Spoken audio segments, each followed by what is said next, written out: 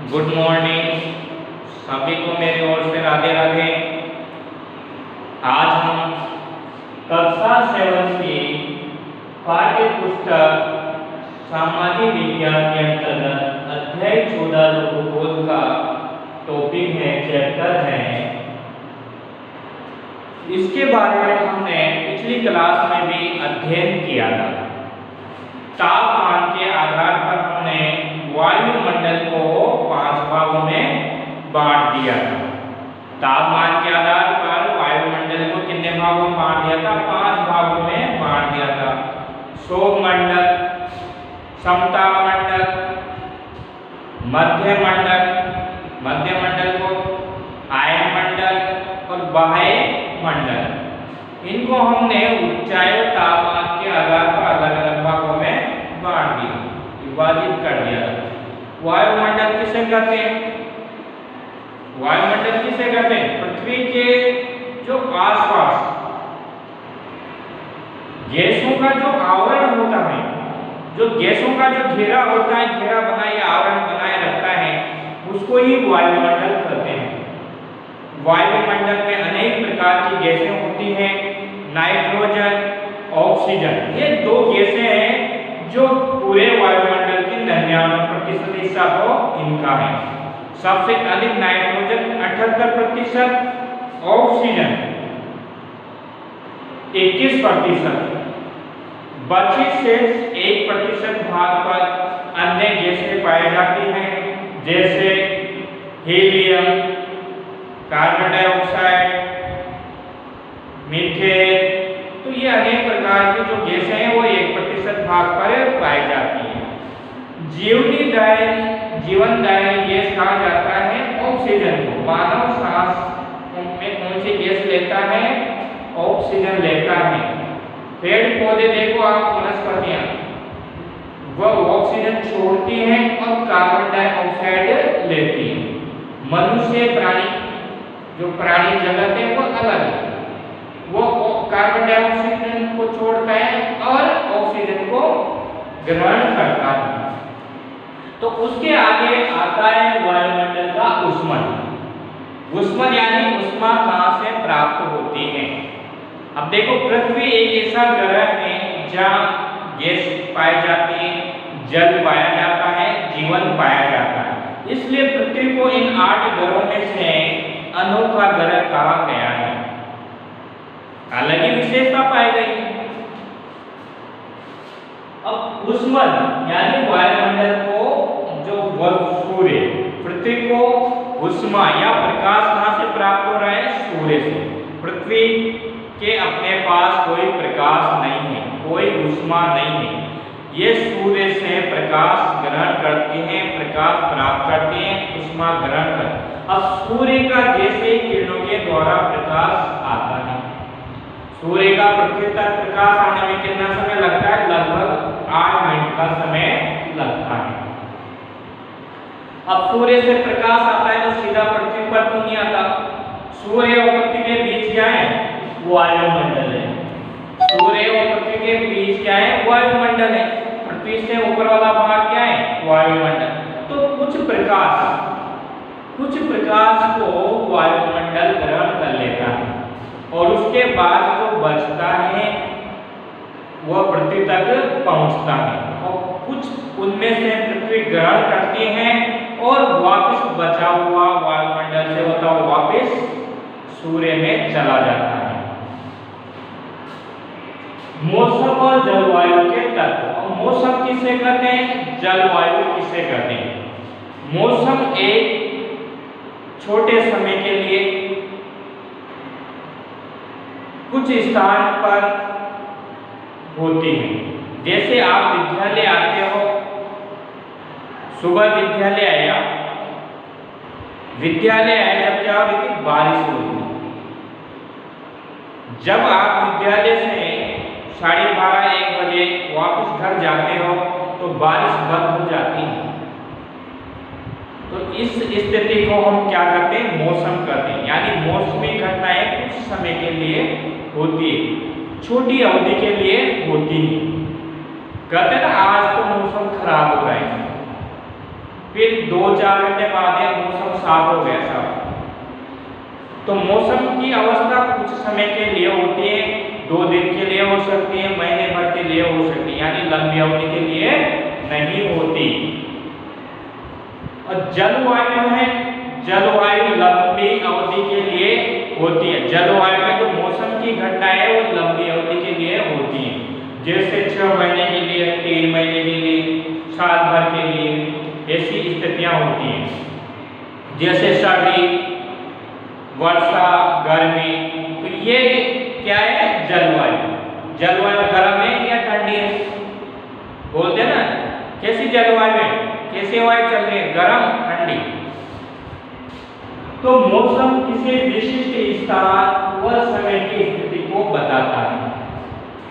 मौसम है जो किसी विशिष्ट स्थान, यानी पूरे स्थान, पूरे भारत में नहीं, किसी एक, जैसे राजस्थान ले लिया हमने, राजस्थान में गर्मी की ऋतु में देखो गर्मी अधिक, उसकी अपेक्षा उधर जम्मू कश्मीर, हिमाचल में देखो उसी ऋतु में वहाँ गर्मी कम रहती है।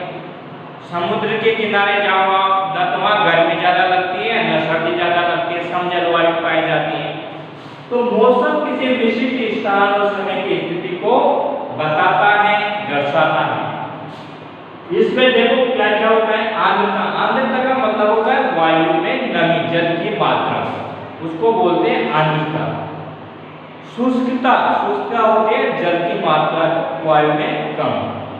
शुष्कता, आर्द्रता, तापमान, वायुदाब, वायु इत्यादि मौसम का पता चलता है। इनसे क्या चलता है? मौसम का पता चलता है। मौसम की स्थिति को निर्धारित करते हैं तत्व। मौसम की स्थिति को क्या करते हैं? निर्धारित करते हैं। जलवायु किसी स्थान की विशेष मौसम संबंधी जानकारी है। किसी स्थान की विशेष क्या है? मौसम संबंधी जानकारी है। मौसम विज्ञान किसे कहते हैं? जिसमें मौसम की स्थिति का अध्ययन किया जाता है वो मौसम विज्ञान कहलाता है। जिसमें मौसम की स्थिति का ज्ञान किया जाता है उस अध्ययन को हम मौसम विज्ञान कहते हैं। वायुमंडल में तापमान एवं वायुदाब। तो तापमान को किसमें नापते हैं? सेल्सियस या फारेनहाइट में नापते हैं। तापमान को नापने की इकाई क्या है? सेल्सियस और फारेनहाइट में तापमान को नापा जाता है। जब आपको बुखार आती है, डॉक्टर के पास जाते हो तो आपका तापमान किसमें? फारेनहाइट या सेल्सियस में नापता है, भाई आपके शरीर का तापमान कितना है। ऐसे इस पृथ्वी के तापमान का पता लगाया जाता है, नापा जाता है। अब तापमान को प्रभावित करने वाले कारक कौन कौन से? जो तापमान है उसको कम ज्यादा क्यों होता है? किसी स्थान का तापमान ज्यादा होता है, किसी स्थान का कम होता है, किसी का मध्यम रहता है। इसके पीछे धरातल की जो आकृतियां हैं, मौसमी घटनाएं हैं, वो प्रभावित होती हैं। तो पहली आगे आपके टेरी दे रखी है, ऐसे बहुत सारी है, 10-12 कारक हैं तापमान को प्रभावित करने वाला। आपकी बुक में या पुस्तक में 3 ही कारक दिए गए हैं। समुद्र से दूरी, पहला कारक है तापमान को प्रभावित करने वाला, समुद्र से दूरी। अब देखो 2 भाग होते हैं धरातल पर, जल और स्थल।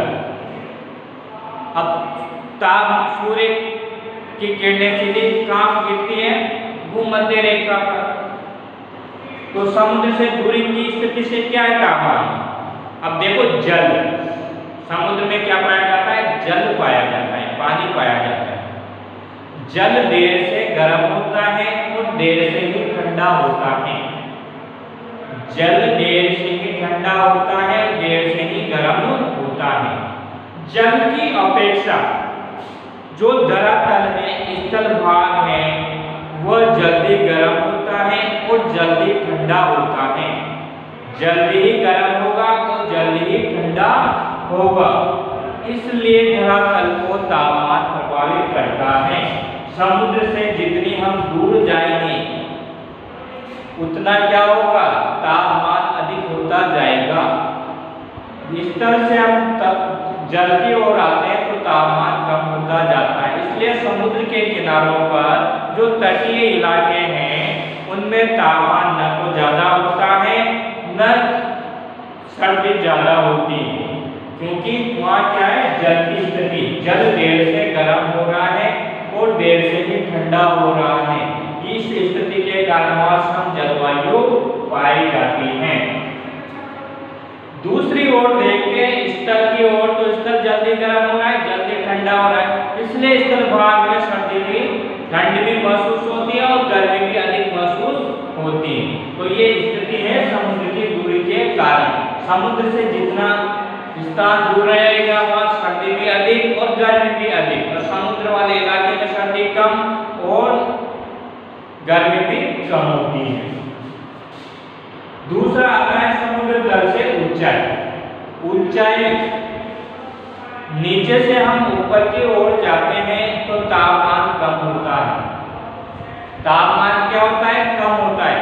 आपने गर्मी के दिनों में सुना होगा राजस्थान का जो माउंट आबू स्थान है सिरोही जिले में, वो राजस्थान का सबसे ऊंचा स्थान है, इसलिए वहाँ गर्मी में भी सर्दी लगती है, वहाँ गर्मी महसूस नहीं होती,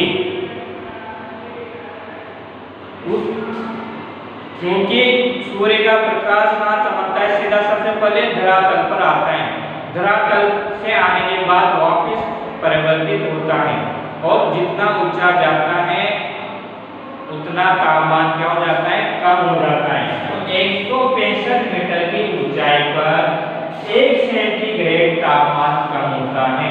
165 मीटर की ऊंचाई चढ़ी तो 1 सेंटीग्रेड तापमान कम हो गई। फिर 165 मीटर की ऊंचाई पर चढ़ रहे हैं अपन, तो तापमान क्या हो जाता है, कम होता जाता है। तो 165 मीटर की ऊंचाई पर तापमान कितना होता है, 1 सेंटीग्रेड तापमान कम होता है। तीसरा कारण है अक्षांश। हमने अक्षांश और देशांतर के बारे में अध्ययन कर चुके हैं। अक्षांश रेखाएं और देशांतर रेखाओं के बारे में हम इसके पहले वाले चैप्टर में अध्ययन कर चुके हैं। अब अक्षांश भी प्रभावित करता है तापमान को। अब सूर्य की किरणें जो भूमध्य रेखा पर सीधी पड़ती है, तो वहां का तापमान क्या होता है, अधिक होता है। भूमध्य या विषुवत रेखा से हम ध्रुवों की ओर जाते हैं तो वहां का तापमान कम हो जाता है, क्योंकि सूर्य की किरणों का क्या हो जाता है, तिरछापन हो जाता है। तिरछापन होने के कारण तापमान में भी गिरावट आती है। तो भूमध्य रेखा के और मकर रेखा, कर्क रेखा के मध्य जो क्षेत्र है वहां का तापमान अधिक होता है, और ध्रुवों की ओर चलते हैं भूमध्य रेखा से तो तापमान कम होता है। ध्रुवों पर हमेशा ही शीत ऋतु होती है, क्योंकि वहां हमेशा ही बर्फ जमी रहती है, क्योंकि वहां तापमान सूर्य का प्रकाश पहुंच नहीं पाता। तो ये आपके कारण है। अब आता है वायुदाब। वायुमंडलीय दाब को बैरोमीटर उपकरण से नापते हैं। सबसे पहले तो हम ये देखते हैं वायुदाब को किसमें नापते हैं। नापने का जो उपकरण है वायुदाब को, उसका क्या नाम है, बैरोमीटर। तो वायुदाब को किसमें नापते हैं, बैरोमीटर में नापते हैं। समुद्र के निकट वायुदाब सघन होता है। सघन का मतलब पास पास, जो वायु होती है वो क्या होती है, पास पास होती है, और ऊंचाई पर क्या होती है, दूर होती है। वायुदाब समुद्र के किनारों पर अधिक होता है और ऊंचे स्थानों पर विरल हो जाता है, दूर दूर हो जाता है। इसके पीछे मुख्य कारण क्या है, क्यों होता है, ऐसी स्थितियां क्यों उत्पन्न हो रही है? इसका मुख्य कारण है ठंडी हवा। जो ठंडी वायु है वो भारी होती है। क्या होती है, भारी होती है। और जो गर्म वायु है वह हल्की होती है। इसके पीछे कारण क्या है, वायु, जो ठंडी हवा है, वायु है वो भारी होती है, और गर्म वायु है जो हल्की होती हैं। तो अब हल्की हवा कहाँ उठेगी? ऊपर की ओर। ऊपर की ओर उठकर क्या होती है? विरल हो जाती है, दूर दूर फैल जाती हैं।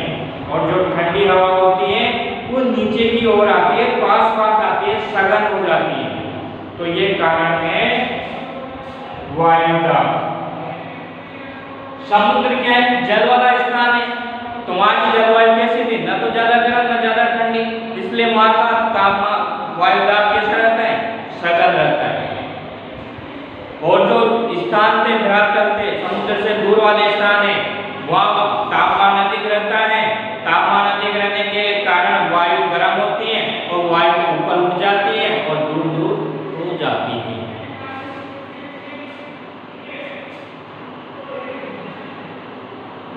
अब वायुदाब में विपरीत संबंध होता है।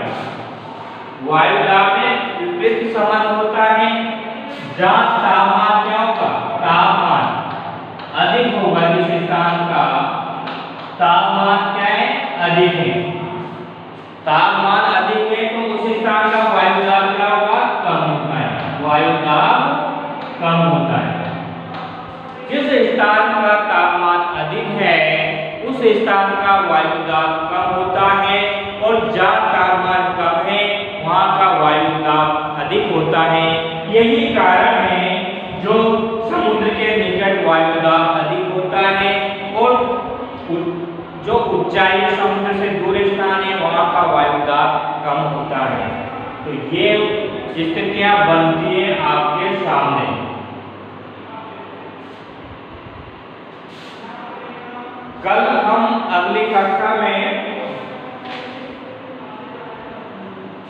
वायु या पवन के बारे में अध्ययन करेंगे। चक्रवात क्या है, प्रति चक्रवात क्या है, क्यों आते हैं, पवन कौन कौन से प्रकार के हैं, तो इनके बारे में अगली कक्षा में अध्ययन करेंगे। इसको हम यही समाप्त करते हैं।